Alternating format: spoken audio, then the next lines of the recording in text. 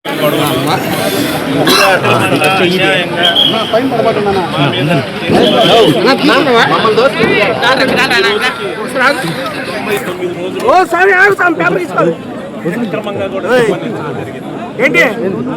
ఏంటి చూస్తున్నావు?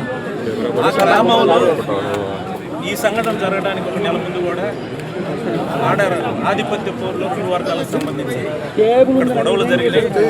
Consult SP గారు కూడా గ్రామాన్ని సందర్శించారు. టోటల్గా కూడా ఆ గ్రామానికి సంబంధించి ఏం జరుగుతుందో కూడా తెలుసు.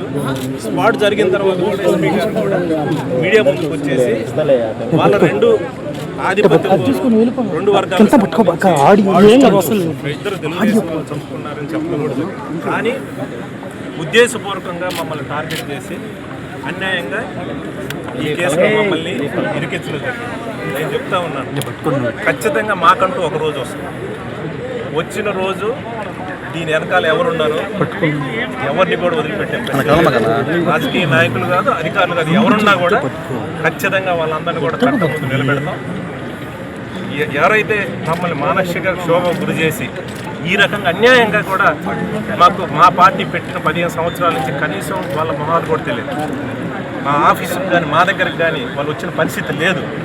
కానీ వీళ్ళందరూ కూడుపుటానా చేసి ఏదైతే మమ్మల్ని అక్రమంగా కేసు పెట్టి ఈరోజు 99 రోజులు ఈరోజు మమ్మల్ని పెట్టారో అంతకంతకు అనుభవిస్తారు.